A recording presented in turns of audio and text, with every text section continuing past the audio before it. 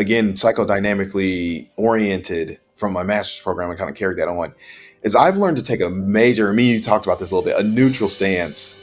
Whenever I meet with someone, like, you know what, Phil, it's really hard for me to, like, and I'm not just saying this, it's very hard to judge somebody now after I've worked in this field and done, like, case management, direct care, therapy, and now assessment. It's like, and worked in, and this one for anybody listening, get that experience, get all the experience you can. Like, I worked in admissions and state hospitals and schools, and with youth and substance use and residential, all that. And it's hard to just judge anybody. It's like, first, let's get your backstory before we do, and that's the psychodynamic in me. It's like, let's go back to the beginning. What is going on, fam? Welcome back to the channel. My name is Phil Sarpon. This is Phil's Guide to Psy.D. This channel is dedicated to all things psychology, wellness, and graduate school. Today we have a very special guest. He is a friend to the podcast, to the YouTube channel. His name is Dr. Mark Skelton, and he is actually in his postdoc fellowship currently right now. Many of you who have been members or been subscribers to this channel for some time, you will know that I've actually had him on. He was one of the first people that I interviewed on this channel. And at the time, he was in graduate school. I think he was a second-year doctoral student. Now he is finished with his graduate school program, his internship. He's now doing his postdoc fellowship and taking the steps to get licensed as a clinical psychologist. But I am really excited to share this interview because I think he details his journey from the beginning to the end in terms of what it was like for him and his personal journey.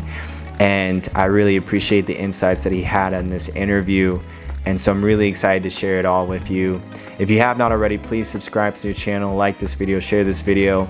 If you are interested in more content that we have not released yet, you can always become a member by clicking the join button below, where you'll get access to other videos that we have not released yet.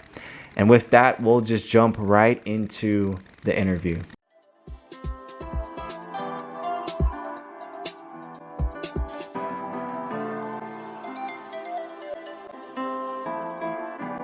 All right, Dr. Mark Skelton, brother. That's it. What's going on?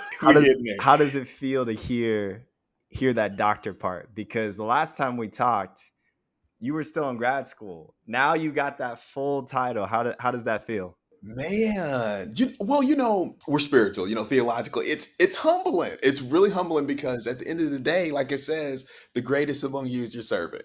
And so, like, to me, this means, man, you have put in the work, you have a certain expertise. And I'm really finding it even because me and you've been talking, like, I just got to working in about a month in, and it's about serving, using what we have learned, all right, to advocate and to help people. And I feel like it was worth it. And I'm not going to front the other side. It does feel good, man, because it's like all that studying, it was worth it. You know what I mean? I feel like it was worth it. So it feels good on all fronts and all ends. Oh my gosh, and it's well deserved. It's so cool. I was thinking back about, last time we had an interview, to see you in that stage where you were in grad school, you're doing your clinical rotations, you were talking a little bit about your dissertation, and now to see you kind of at the finish line. I mean, you are so close. All you have to do is just pass your EPPP licensure exam and you'll be independent,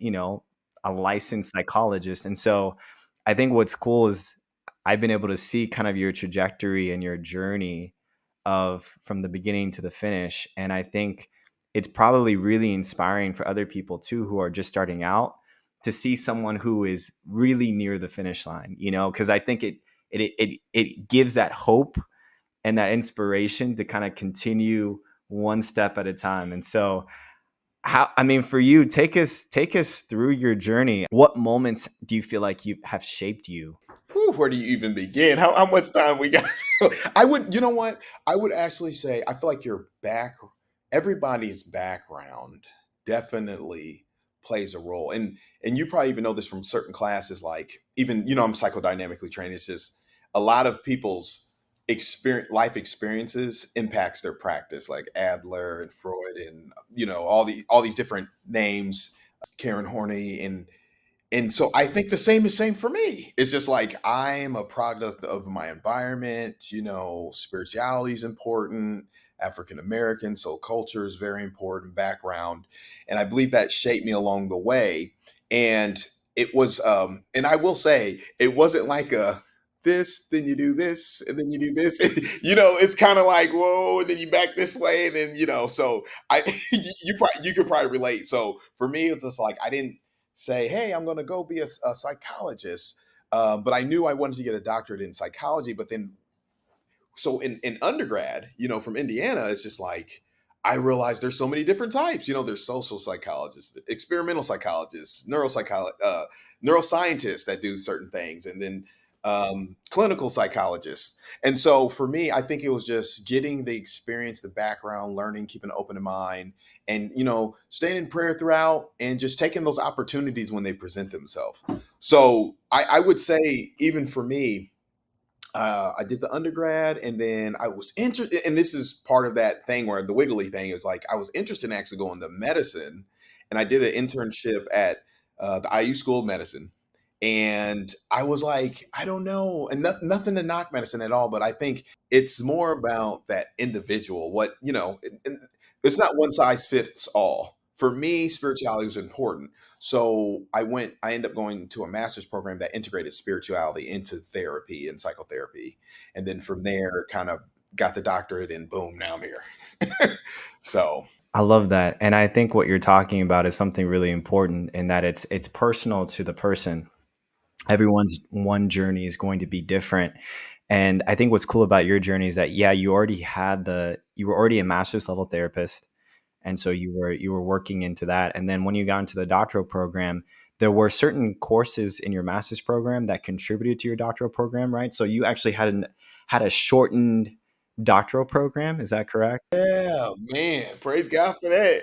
So they shaved a year off for us. Like, Which is huge. No, it's honestly, major. It which makes a is difference. huge. And I think for anyone who's thinking about a doctoral program, yeah, if you already have a master's, if you have a master's in counseling or a master's in some type of clinical social work, looking into doctoral programs, yeah, where you can maybe transfer those courses in. And instead of going through a 4 to 6 year program, maybe that program gets shortened.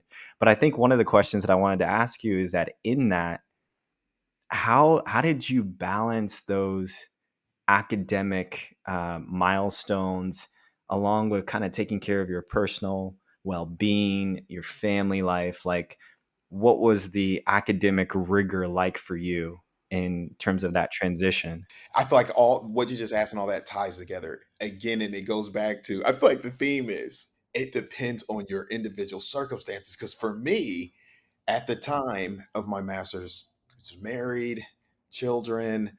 I just felt led to go further with my education, and so I had some different challenges. I had different challenges on my course that may be versus your course and versus maybe someone listening. So you gotta respect your course, and you gotta stay in your lane. And so for me, I realized I can't just be a student 24 hours a day, right? I have a wife I need to pour in, I have children I need to pour in, and I feel like I really am thankful for the master's program because, like my pastor says, like nothing is wasted. Nothing is wasted. One thing I learned from the journey in the master's program was self care. So I kind of already went into this program knowing you got to take care of yourself. If you have a car, that's the analogy you use. If you just run it and you don't put no gas, you don't put no oil in it, you get what I'm saying? You're gonna run ride the wheels off of it. And so our persons are like that. So you got to set up good boundaries. You got to know when to stop. And again, it wasn't so cut and dry because I entered the program during the pandemic. Y'all remember the pandemic, right? Dude, at the height. So we're even with that. I'm like finding a new normal anyways, along with everybody else.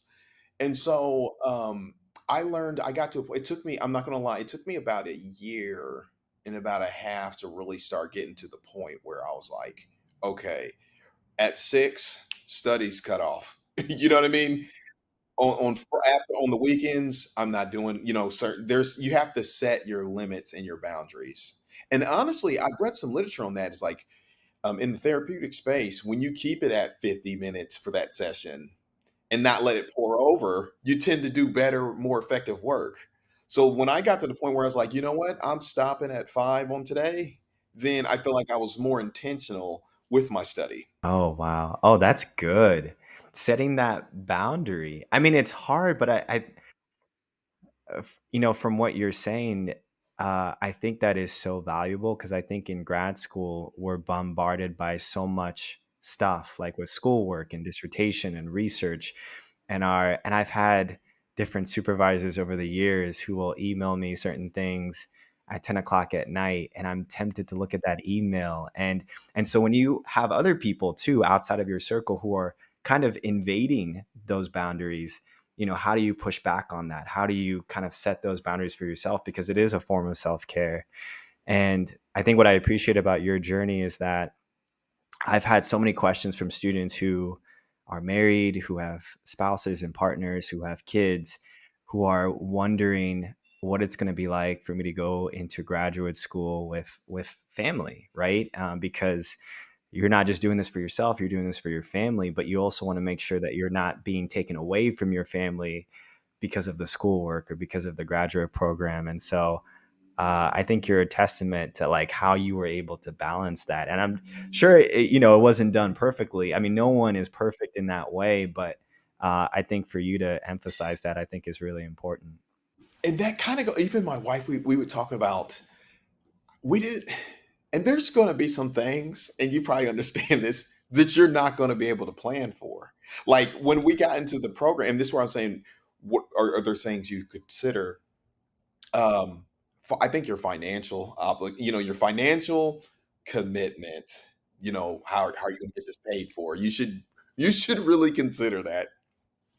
And you straight up. And then the other thing is, again, for instance, if you're in a family, there's going to be trade-offs. Like for me, my dad got a doctorate in chemistry, and it's so funny, like, I was younger when he was doing that, so I was, like, my son's age is now when there's the pro so it's almost like I kinda seen that. I don't know if that's on my subconscious, and it's just like I'm used to it, and so I did that, but I think it was a motivation for me. Now, I know it has its trade-offs because there are some students that, like, maybe they don't have a family, and they have more time to study, they don't have to worry about these other things, but for me, it's like the family actually was a great motivation, and then it created a lot of teamwork. Like, okay, wife, spouse, like you're going to handle this part, the medical stuff, the groceries, and I'm going to handle this part of things, and then so it's like the work split up, you know what I mean? So it has its own trade-offs. But I even got to the point where I was like, I can't sink or swim in here. I got my sons looking at me, and I ended up getting to the point where I had to go to sleep at super early, 7, 8, and I had to wake up real early to get some studying in. Because remember, this was during the part of it was during the pandemic, so, like, everybody's at home. And sometimes, you can do things where, okay, I can get off on campus, maybe study, or I can get in the library, but it got to the point where it's like, okay, when my kids wake up, time, for trying to study, it's over. So I had to wake up like at 3. I had to wake up. I had to do what I had to do to get some quiet time to get my studying in so that when life happens, I'm here and available for it. I think what you're talking to, yeah, about is just the structure of your time. I had a cohort mate who almost had a child every year that we were in the program together. So he came into the program with like, I think we had 2 kids, and then at the end of the program, he had almost like another 2 kids in addition to that. And he talked a lot about that structure of like waking up early, going to bed early, but finding those moments where with your partner you can kind of balance that time and really tackle it together. And I think I what I love about what you're saying too is that sometimes it can really actually be a strong motivator to push through and get through the program too at the same time. And so one of the things I wanted to ask you was there anything in general that surprised you? almost get, I don't know how to word this properly, but like, I don't want to say get detached, but you can't be too over personalized things and you can't get too emotional and too, it's like you got to stay focused. You got to stay focused to get done. Cause like at the end of the day, excuses are cool, but hey, you got to get the grade. They need, as you know, there's deadlines that need, there's a lot riding on the line. Like I have to get my dissertation proposed before I can apply to internship. And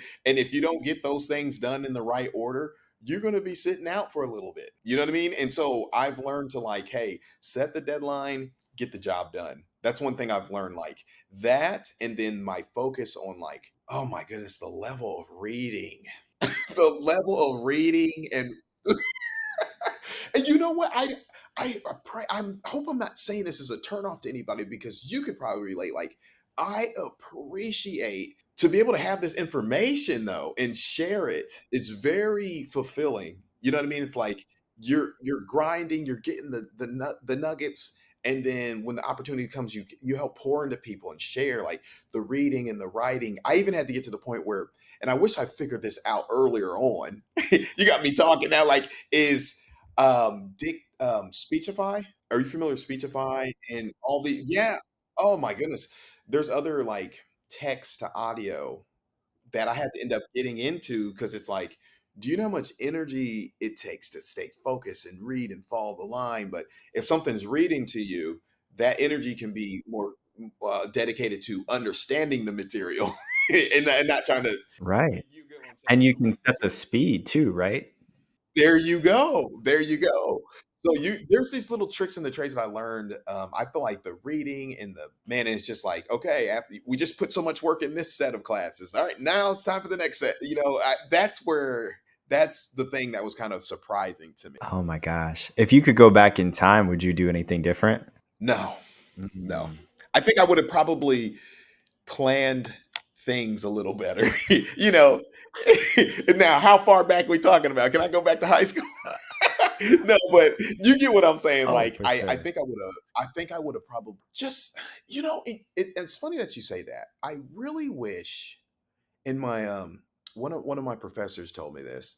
I wish I didn't rush in my mind on wanting to get done. Now I know that's easier said than done, but it's like there's a side of me I wish I could go back to my master's program too because there was so much great information that I learned clinically that I just felt like I'm so focused on let me get the hours I need, let me get this test done. You know what I mean? That you can't really appreciate the material that's given to you. And so I feel like I wish I was more mindful, the mindfulness idea of being present, taking the information in, and appreciating the process. That's the only thing I'd probably do different. We getting philosophical now, but you get you get what I'm saying. Yeah. So, one of the next topics I want to talk about, for you going through grad school, you get done with your internship, and I think for me, something that's not talked about a lot is the postdoc. And I think there's a lot of confusion around it. I don't know if the psychology organizations do this on purpose, or what's going on, but I've heard so many different perspectives on the postdoc. And for anyone who's listening who hasn't really heard about this, basically the postdoc is hours that you do after your internship. You could be a psychologist, right? Or you are a psychologist. You are referred to as a doctor at that point. But in order to get licensed in your state, you might have to do additional hours after internship under the supervision of a licensed psychologist in order to then, either take your EPPP exam, your licensure exam, and then fulfill all of the documentation in order to get licensed. For you, how did you kind of think about this process in terms of like whether or not you wanted to go into a formal postdoc or an informal postdoc or not a postdoc at all and just go directly into a job? Talk to me a little bit about your thought process through all of that. Oh yes. So again, I hope that hate to sound like a broken record, but it's all individualized. And for people listening, like do what's best that fits with you. For me, it made the most sense to go back to where so I was doing master's level therapy work at a great company in Indiana. And I learned a lot. And basically, I launched from there into the doctorate program. So this is where I'm going with it is connections. You know how they say sometimes it's not what you know, but who you know. And having a good reputation, a great culture at the company. I couldn't think of anywhere else but to return back to where I was at. I mean, I don't have to worry about no interviews anymore, all that type of stuff. So for me, it was a little informal because it was just like, I'm going back to the company and I'm doing assessments there because it was a mental health agency. So to me, that helped me. But for others, I'm telling you, and you probably understand this too. Sometimes it depends on where you land at for your internship and what you want to do afterwards. And so to the point that you were saying earlier, I think it's confusing on the whole licensure path. But I don't know if it's intentional or not because this is the vibe that I'm getting. Nationally, everybody has to take this EPPP. So like, it's so funny that we call it. Did you call it qualifying exams? In grad school for me, we had an exam that tried to mimic the EPPP, and we called it comprehensive exams. See, we call it like at my school, it's the qualifying exams. Yours is comprehensive. And when I was at internship, the students there, they had a different name for it. But at the end of the day, it's this idea around second year, you got to take these tests. And I think it's really important when it comes to licensure, where you plan on living, not necessarily where you're going to school right now. That could be the same thing. Like I went to school in Missouri, but I'm in Indiana, so I got to go by Indiana standard on how to get licensed. And so that's what for me, like I'm hearing one thing in Missouri, me and you talked about this, and then I had an internship in Illinois, and they have different things, and they even have prescribing privileges. And then from there, it's like, well, for Indiana, you have to do the EPPP, and then you have to get licensed. And how I understand it is, and also, I heard you mention like what I'm learning is I'm not a clinical psychologist right now. I'm technically a postdoctoral fellow. You get what I'm saying? Like I'm still a doctor, but postdoctoral fellow until I get fully licensed. And then what I'm learning even after getting fully licensed, which requires the EPPP, you have to for Indiana specific, there's a HSPP credential certification that you have to get as well. So and then that's when you have those two, then you can practice independently. Other until then you have to get that supervision from someone who has a HSPP, but that's in Indiana. So what I encourage everybody is what does your state licensing board outline and criteria for you to do? Right. Oh, this is so great because I think for me, when I first started even looking into grad school, PhD programs, Psy.D programs, I wasn't necessarily thinking of the end goal of licensure of like what state I wanted to get licensed to. I was just focused on getting into a program, just getting accepted somewhere, right? And so for those who are listening to this, I think it is really important to think about where you do want to end up getting licensed because that will dictate, like you mentioned, if you go to school in one state, but you want to go back to your home state, or you feel like you might want to live in another state where your family's at, or whatever different reason you want to move to, it is going to dictate a lot of the process of probably thinking about whether it is more of a formal postdoc, which formal postdoc would just be that your supervision hours are already kind of embedded within the program. Sometimes informal might be you might have to go elsewhere to get supervision in order to submit those hours for the application process of licensure.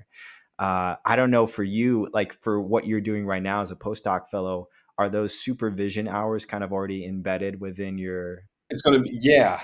See, for me, it's like what I'm understanding is, and like you said, your audience will probably understand this, and you do, and I do, because we kind of just went through it with the APEC. You know how you apply through there for the internship, and it's really like formalized, and you apply through there, and you match through there, and then everything's kind of laid out for you. I'm understanding that postdoc can be the same. Like you can go back through APEC and go through that process, or if you happen to have a good relationship with where you're at with the internship and you stay on as a postdoc, or you may know someone else who is a psychologist and they're willing to do that supervision for you, and that's kind of a postdoc. So for me, I returned to the agency that I was at doing master's level work, but now I'm doing doctoral level work with assessments, and our HSPP is overseeing and doing my supervision. So everything's kind of tied in. Like I need to get X amount, I believe it's like 1,600 hours, and then I can get licensed and then HSPP. But also, this is the other thing that's important. I'm learning sometimes you have to wait so long before you can even take the EPPP. I believe in Indiana, you can just take it whenever. But and like so for me, I'm just going to start studying for that and take it soon. For I believe when I was in Illinois, and I can relate with you. Like when I was in Illinois and I was in internship there, and I was talking to my psychologists, like supervisors, they was kind of telling me how it is in Illinois, and I believe you may have to wait a little certain amount of time before you can take that EPPP. So again, it depends on where you're at. It's so true. Yeah, exactly. Like I think in Illinois, you get done with your internship, and then they do require postdoc hours, but you can't even take the EPPP until you've finished your postdoc. So you go through the internship, you go through the 1 year of the postdoc, and then you submit your application to take the EPPP. So a lot of what people do is that they'll go to other different states who, like Indiana, allows you to take the EPPP whenever you want, or at least I think after you're like halfway through your master's program, they still require, I think, at least a few years of your graduate school program. And then if you take that EPPP in that state, then you can transfer the score to the state that you're currently in. And then once you finish the postdoc, you just submit your paperwork, you've submitted your score, and you're good to go. And so sometimes if people want to take it early, they will go to a different state and just try and take the EPPP and then just submit that score to their own state. But as anyone who's listening to this, the amount of mental acrobatics that you have to do, that you have to kind of think through this, like it does get complicated, which is why for me I'm like, oh my gosh, like why did they make it this way? It just feels like it would be so much more simpler to have the straight process of like, get this many hours, take the EPPP, you're done. Because if I've heard of people not doing a postdoc in their state, so going through their internship, getting licensed, and then they move to a different state, and even though they maybe have worked as a psychologist for 3 years, 4 years, 5 years, that state that they just moved to requires postdoc hours. And so I've heard of psychologists who have to do like a 6 week postdoc type of like internship, even though they're already a psychologist in their other state. They have to do all of these new requirements for their new state because the states don't agree with one another all the time when it comes to these hours. So it gets super confusing. You got to show some prudence. You got to look ahead. I think that's really foresight is the name of the game in this field. But I love the fact that you were able to go back. You had those connections. You were able to go back. You felt you already know the people or the staff. You feel comfortable in the area. So for you, the transition, yeah, it was like a no brainer. It was like this is what feels right. And so I love that you had that opportunity and that you were able to take it. This might speak to another point that you mentioned earlier is trust the process. And you probably Mhm. understand that. Trust the process. I mean, you might really wanted Yeah. this site for your internship or Oh, we yeah. call it practicums. You call it externships. Is that Yeah, externships or it yeah, just rotations. Yeah. clinicals rotate. Like everybody kind of has their Yeah. own term. Like you may want that one site, but man, keep an open mind.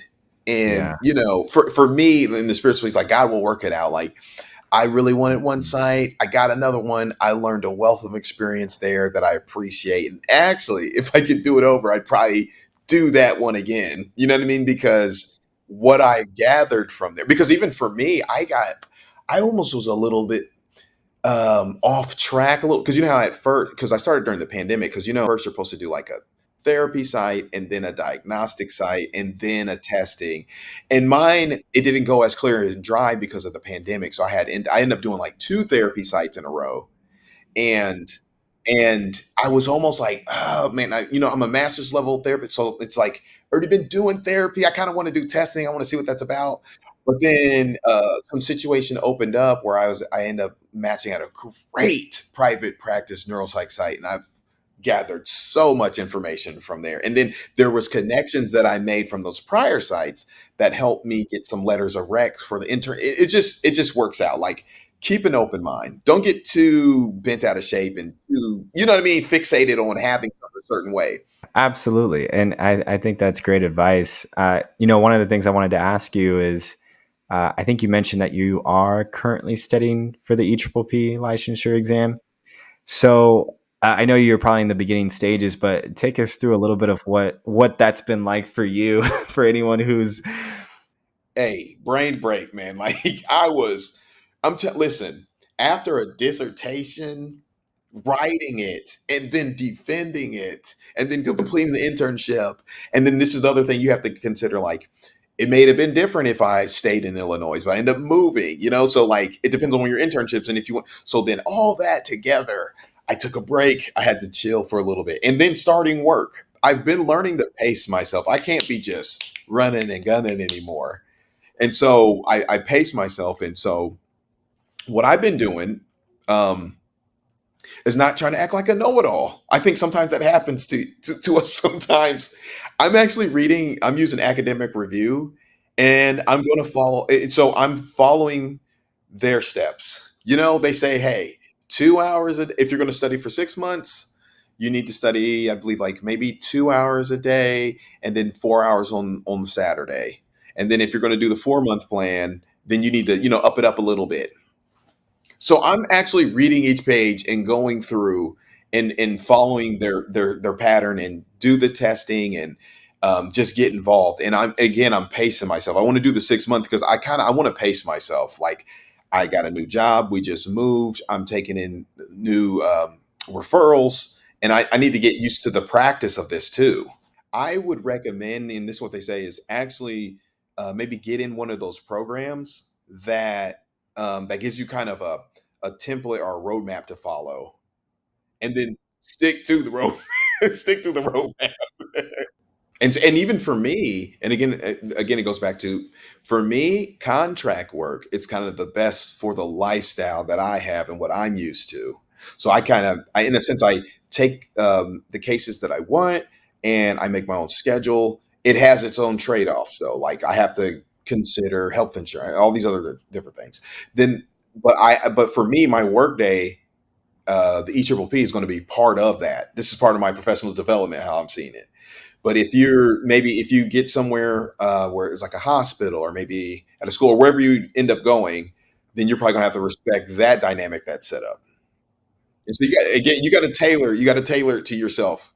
that makes sense. Yeah, and I've heard of students too being in whether it's healthcare settings or hospitals where sometimes they'll pay for your materials for you, or they'll give you a little bit of a either reimbursement or maybe like a week where embedded within the postdoc fellowship you can take a week to study or you can take a week to take the exam and different things like that. And so I think even for students who are in their internship, yeah, be thinking about that in terms of wherever you do end up working. Like you said, it's worked out really well for you because you can kind of construct your own schedule and then do the studying on the side, and it kind of fits with your schedule. And so for people who hopefully are even just kind of being cognizant about, if you're working in a postdoc that's 50 to 60 hours a week and they require you to be licensed at the, after 2 years or whatever it is, how are you going to actually study? Like, where are you going to put that time in? And so I'm glad that you, I'm glad that you mentioned that. Absolutely. And then I just feel pressed to say, like, because I don't, your audience, I don't know who's listening, but like for me, I was kind of a non-traditional student in a sense. Like, I didn't go straight from undergrad into a doctorate program. And hey, kudos to that. Like, hats off. Like, that is like, it's admirable. It's almost like, man, that's awesome. But for me, I was like, there's a couple of us more maybe older in the program, and what I'm learning, even some of my supervisors now and in the past, don't get hung up on that if you're maybe a little bit older than the other students in the class, because the positive on that is, like, there's some experiences that you have from life that you can add to your clinical work. And someone's always told me sometimes the fastest way to get somewhere is going pretty slow. You know what I mean? I don't know if that makes sense, but it's like sometimes it's really good to pace yourself, you know? And I've found that to be important because a lot of the experiences that we have can make us stronger clinicians. And I think that's important for people to know is like, don't get discouraged if maybe you started later in the game. And that actually kind of ties into my next question is, I definitely was a different person before I started this program and graduate school. And I think learning about clinical psychology, going through the classes, you go through classes like social psych, like you learn about human behavior, and then you mentioned your psychoanalytic lens. You use that theoretical lens to kind of shape how you think about the patient or the client that's in front of you. And I'm wondering for you in your journey, like, how has clinical psychology helped you to see people? Obviously, as clinicians, we see so much suffering and strain, and even if you look in the world right now and how divisive it can be, and all of the different troubles that go along, has clinical psychology helped you to see people in a different way or from a different lens, if that makes sense? I'll say me because charity starts at home, then spreads abroad. I'm learning to be a little more patient with myself. You know what I mean? I am learning to not be so hard. I There was a practice that again my master's program really did. I really appreciate it. Is we had to get therapy if we're going to be a therapist, you know? And so I think that was really good training because it gave you a chance to feel like, what's it feel like to be in the seat? You know what I mean? And for someone working with you. And so I really appreciated that experience. And I feel like the other thing it has done for me, which probably can tie into how I work with others now, is like I've been a way better communicator. I think someone told me once conversation rules the nation. I get what they're saying now. Open communication and transparency is key. I think as fellow therapists and people listening, there's some things you just got to address. We got to address the elephant in the room. And so what I've learned, if we're going to get anywhere, unless you just want me to provide like superficial emotional support, who wants that? Like sometimes you got to get into some tough conversations, and to think that that doesn't happen in our own personal lives would be like kind of naive. I'm thinking about. So what I'm saying is, I'm more prone to ask my wife, to ask my children, to get their opinion, to talk with them about situations. It's definitely impacted my parenting, you know, and even marriage. Like I don't know how many people I've worked with, and they're like, I didn't say nothing, I should have, and now 25 years has gone by, and look how much you've missed out on. I'm never going to forget when I was sitting in my internship and the room next door, you heard this child just bawling, bro, like crying, upset. And it was like, I'm talking about like soul crying, like unconsolable. And you could tell, you could pick up bits and pieces. It was related to the relationship with the parent, and to the point where even I think it was a crisis situation where the EMS had to come in, and I'm sure probably an admission had to happen from there. And that struck me. It's just like, oh my goodness, what is going on in that family where this child feels like they got to be like this? And I know he's just, it's a two-way street. It's a two-way, but my point after that is like, I went home and I'm like, sons, is there anything I'm doing that's just teeing you off that you haven't said that you want to know? And, we had a good conversation, and it's just like, well, maybe I can change that, maybe not. But it's good to have the talk because you have no idea what is piling in on someone in their situation. Yeah. No, that's great. And just to kind of respond really quickly to that, I've there's a wave of different types of parenting styles that I feel like has been kind of floating around in social media.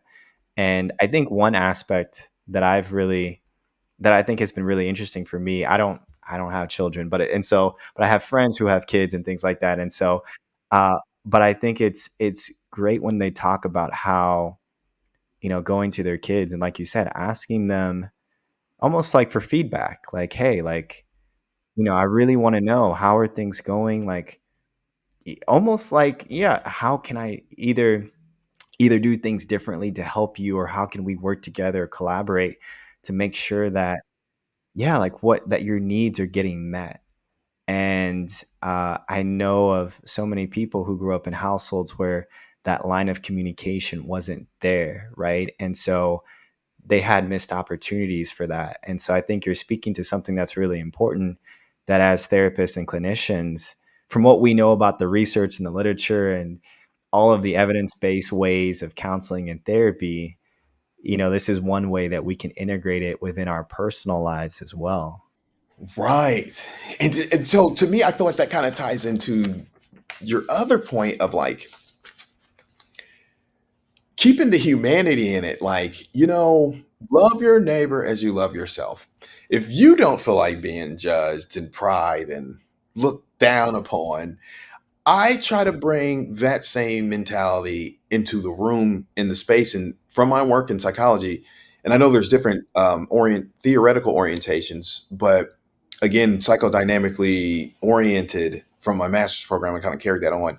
Is I've learned to take a major, me, you talked about this a little bit, a neutral stance whenever I meet with someone. Like, you know what, it's really hard for me to, like, and I'm not just saying this, it's very hard to judge somebody now after I've worked in this field and done, like, case management, direct care, therapy, and now assessment. It's like, and worked in, and this one for anybody listening, get that experience, get all the experience you can. Like, I worked in admissions and state hospitals and schools, and with youth and substance use and residential, all that. And it's hard to just judge anybody. It's like, first, let's get your backstory before we do. And that's the psychodynamic in me. It's like, let's go back to the beginning. Oh my gosh, yeah. I mean, for anyone who's in grad school or who is a clinician themselves, there's an intake session, right? There where you collect all the information, the mental health history, the medical health history about the patient or the client. And that informs you, their history informs you of the present in terms of what they've gone through. And I can relate to what you're saying, because I think for me, going through the program, uh, like you mentioned, I don't, there's definitely a very non-judgmental lens that I look at things through, especially for patients who think differently than me, who may have different religious beliefs, political beliefs, social cultural backgrounds that are different than I am. I think before the program, I used to think of it as more of this subconscious group think of like, oh, I'm in this group and they're in that group and we can't really associate. But now when you're sitting in a room with a client who has these mental health things going on, you humanize them, right? And you see things from their lens, and then you're able to kind of talk about things and kind of bridge together your differences for that one goal of helping them with their whatever their mental health problem or presenting problem is. And I feel like I've tried to apply that in how I look at life too, in that a stranger that I meet who thinks differently than I do, I don't see them as an enemy. I see them as someone who I can probably learn from in terms of their own perspective or lifestyle and things like that. So it comes from within, but it can grow broader too, to like cultural systemic factors too. Man, and it's interesting saying that, because for me, again, I go back to the master's program. One thing they taught us was to suspend what you feel and your belief and judgment is right now. Don't get rid of it. We all have our own who we are, right? But just suspend that in this moment and in this space right now to allow this person to come forward. And and the way I equate it to, because I like to keep it down to earth. It's like, if I worked at Chick-fil-A or McDonald's or some fast food or restaurant, right? Like, it's not important what I want to eat, right? Whatever this person's ordering is what I need to make and give to them. So I kind of need to get out of the way. You know what I mean? So I need to be able to give them what they need. And so I've learned to take that approach. And I feel like one of my critiques of, I would say, the mental health industry, not necessarily clients, is being respectful of all the people, the multiculturals that we serve. Because I think sometimes it can be leaned more towards this. Say there's a bias or favor in this direction, and where I'm going with this too is like people of spirituality. I feel like sometimes that is maybe not as respected or welcomed in the space. You know, like people's. I was kind of shocked in a class once in multiculturalism, and I never thought of religion as multicultural. And you get what I'm saying? Like it was in there, and we had that conversation. It's like, well, because I feel like in the media, it's like that's not really seen. It's not really welcomed. It's almost shunned in a sense. So I'm a big advocate of that area. It's like I feel like if it's important at the end of the day, if it's important to the client, it should be important to you, and you should not try to whatever it is try to deter them from that, but take a place of curiosity of why they got there. That's kind of the approach I take. Oh, that's great. Yeah, and I mean, what you're speaking to is also backed up by research and evidence too, right? You know, if a client is coming in with a particular, yeah, spiritual orientation, uh, you know, there could be damage and harm done if you dismiss that or if you diminish that in a certain way. And so, like you said, I like the analogy of taking someone's order because it centers the client really as the center of the room, right? The focus of therapy. And this is, I think, a good transition too, because as therapists and clinicians, we do have our own identities. And for you, you've talked about spirituality being very important for you.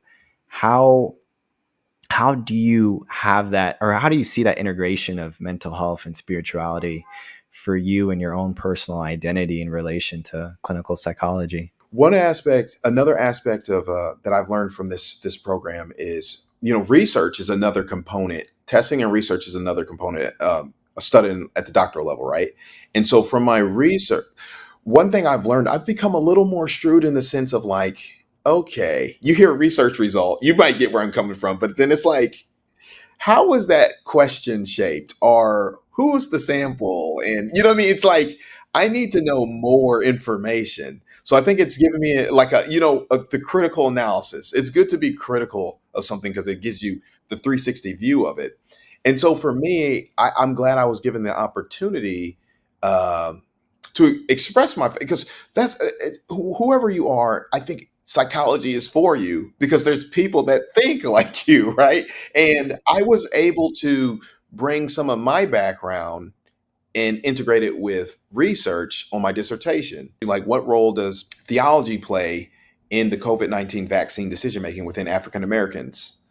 So I was able to integrate like my faith, but we got to keep it at at a neutral level, and see how that played a role in decisions that African Americans make. Because historically, I've learned that the church and spirituality has been like a backbone of the Black community, simply because there was kind of like no other institutions that could be owned and operated by Blacks or even welcomed.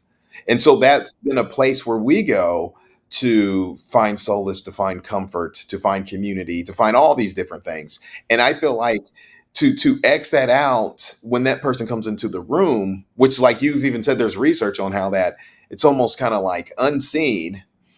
I feel like it's a disservice. And so for me now, in that aspect, whenever I meet someone, I make sure, is that important?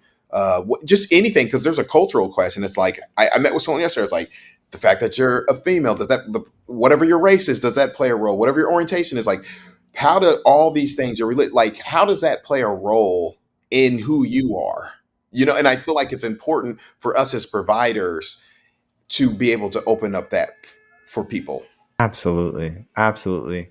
And can you share a little bit more about some of the ways that you highlighted a little bit in the beginning, but kind of the mental health, spiritual integration, some of the things that you've been doing on the side for you that have kind of impacted your view on spirituality and mental health?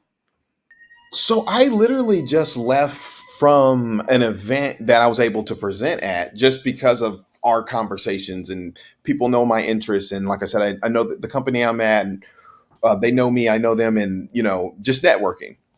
And so from my dissertation, one thing I did learn is African Americans are what they kind of coin as like collectivistic, meaning we're more like group oriented, kinship, kinfolk. Like everybody, hey, what's up, bro? Like, what's up, unc or aunt or mom? You know, it doesn't matter who you meet. That's a family. So to do things at the church and on these common grounds is what I learned is very influential, and I think ministers and clergy should understand that that their influence is important and it plays a role, because I found it from the results of the research, it does play a role in health behaviors. And so they're doing an actual initiative here, which for us it's like almost double minorities, as African American and males, where they're going to local church congregations and they're having discussions about mental health and spirituality and having that space to be able to talk about it. Great turnout. And so I talked about from the program, my doctorate program is a health psychology. So it's like, which I think that's an area of interest for you too. Like, just how does your physical health impact your mental health? I feel like in layman terms, that's basically how, you know. And so I gave a discussion on, this is where I'm saying respecting people. There's power in the blood, right? There's power in the blood, because I feel like people can connect with that spiritually, like with the Lord and His work. But then also, I put the spin on it of how like, Cain. I opened up with, Cain killed Abel, and Abel's blood cried unto the Lord, right? Well, our blood's crying out too. And they were like, well, how do we do this? Well, through blood work tests. Like, what are your A1C levels? What are your cholesterol? Like all this, and then we just had a really good conversation and people could connect with it because it was put in a way that they could understand it. And we talked through how stress on the body and how that contributes to chronic conditions, and life is in the blood. We went through Leviticus and we just walked kind of through the book, and how aces and all these things can impact you and create health problems for you, and take care of your blood, be slow to anger, and all these. So it's like we had a good conversation around that, but we kept it holistic. We looked at the health, the physical side, as well as the spiritual side. And it was an awesome, and then diet and all this, like how the conversation was beautiful. What you're speaking to is like you're you're talking and you're going in and talking people's language, like what they know, right? Their culture, their identity. You're going into that space and you're communicating in a way that they can understand. Because sometimes I've had a lot of patients who they see their medical doctor, and their medical doctor is talking to them in all of these big words, the terminology, medical terminology, and the patient's like, I don't know what you're saying, right? Like the doctor might be talking about A1C levels, right? And it's like you really have to go into the mindset of where that patient is coming from, talk to them where they can understand. And I think what you're doing is that you're doing it also from a group mindset of like this religious, spiritual orientation where people can now start to understand how their mental health is integrated with their physical health and their spiritual health, and can see it more holistically, and maybe can something that you say can kind of spark an idea or like a light bulb where for them they realize that they can live their life a little bit more intentionally in certain ways, right? And they can get to a place of better recovery or healing because of the language that you're speaking them into. Hopefully that kind of makes sense, but that's kind of how I'm. No, that you're right. That was the converse. It was like a round table discussion. You fellowship. There was food. Then we talked about this, and everybody's kind of saying what you're saying, and everybody's giving their input.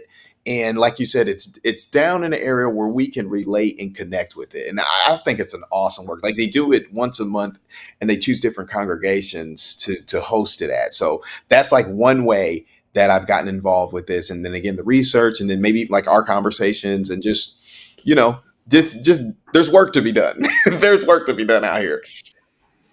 Dr. Mark, I got one more question for you, and we always end with this tradition. This is a question I asked to you in the last interview that I did with you. But for you, you talk about all of these things that you do for patients, your family. What do you do for yourself, physically, mentally, spiritually? How do you sustain yourself through the journey, the good journey and work that you're doing for other people?